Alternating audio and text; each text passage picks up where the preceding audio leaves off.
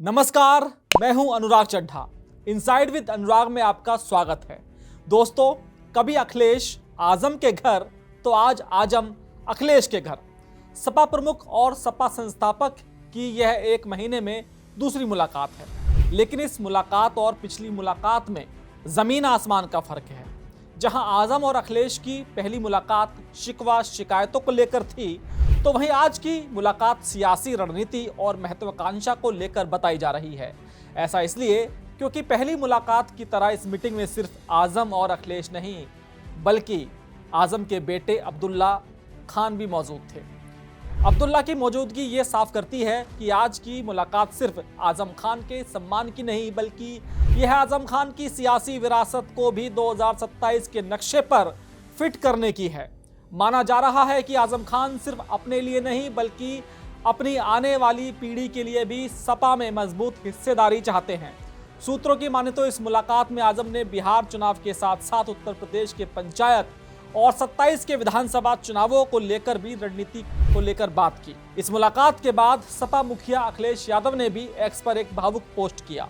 उन्होंने लिखा, न जाने कितनी यादें संग ले आए जब वो आज हमारे घर आए। ये जो मेल मिलाप है, यही हमारी साझा विरासत है। एक तरफ अखिलेश का ये भावुक पोस्ट था, तो दूसरी तरफ बैठक के बाद आजम खान का बयान। आजम ने मीडिया से बात करते हुए जो कहा वो रणनीतिक और दर्द भरा था।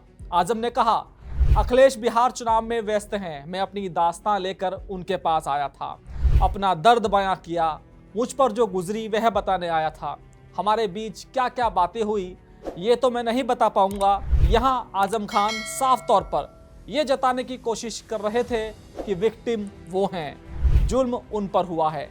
जब आजम से 27 के चुनावों पर सवाल पूछा गया तो उन्होंने साफ कहा कि 27 के चुनावों के लिए किसी रणनीति की जरूरत नहीं है। जब मैं अपना दामन जनता के सामने फैलाऊंगा तो पूरा दामन आंसुओं से भर जाएगा, यानी कि वोटों से।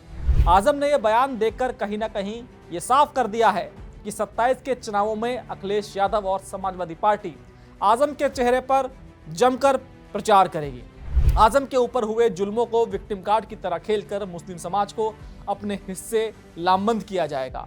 आजम खान के बयानों को अगर सियासी तराजू में तोले तो साफ समझ आता है कि आजम खान और सपा ये नैरेटिव सेट करने की कोशिश करेंगे कि देखिए, आजम ने मुस्लिम समुदाय के हक के लिए आवाज उठाई, रामपुर में यूनिवर्सिटी बनाई और हमें क्या मिला? हमें मिली जेल, हमारे परिवार को प्रताड़ित किया गया। यह नैरेटिव एक साथ दो काम करेगा। पहला, यह मुस्लिम समुदाय के मन में डर और सहानुभूति दोनों एक साथ पैदा करेगा। डर कि अगर उनके समुदाय के बड़े नेता का ऐसा हश्र हो सकता है तो उनका क्या होगा, और दूसरा, यही डर आजम के प्रति सहानुभूति भी पैदा करेगा, जिससे यह उन मुस्लिम वोटों को भी वापस सपा की झोली में लाएगा जो शायद बसपा की तरफ छिटक रहे थे। आजम ने किसी का नाम तो नहीं लिया, लेकिन जाते जाते यह जरूर बोल गए कि कुछ लोग हमें बर्बाद करना चाहते हैं, अल्लाह के वास्ते हम पर तरस खाएं, हमें बर्बाद ना करें। अब यह कुछ लोग कौन हैं? आजम खान का यह बयान एक तीर से दो शिकार करता है।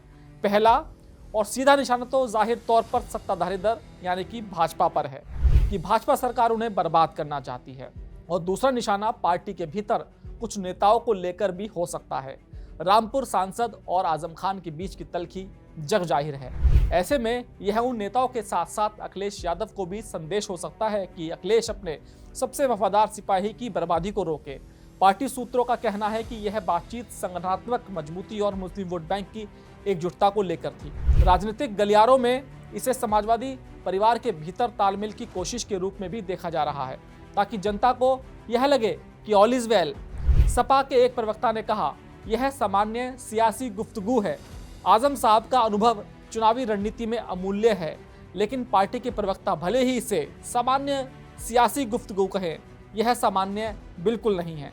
सवाल यह है कि ऑल इज वेल का जो मैसेज दिया जा रहा है, भाई उसकी जरूरत क्यों पड़ी? जरूरत इसलिए पड़ी क्योंकि ऑल इज वेल था ही नहीं।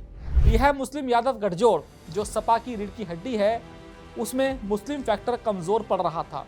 यादव तो अखिलेश के साथ थे, लेकिन मुस्लिम खुद को लीडरलेस महसूस कर रहा था, और इसलिए आज आजम और अखिलेश की मुलाकात हुई, क्योंकि पश्चिमी यूपी यानी रामपुर, मुरादाबाद, संभल, अमरोहा, बिजनौर यह आजम खान का गढ़ है। यहाँ की 40 से ज़्यादा सीटों पर मुस्लिम मतदाता निर्णायक भूमिका में है।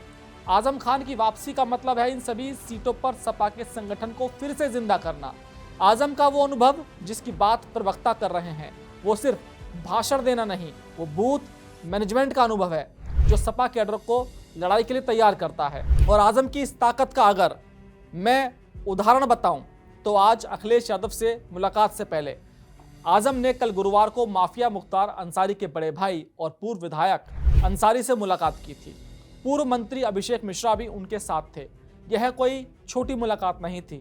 आजम खान पश्चिमी यूपी में मुस्लिम नेतृत्व का प्रतिनिधित्व करते हैं, जबकि अंसारी परिवार की पूर्वांचल में मजबूत पकड़ है।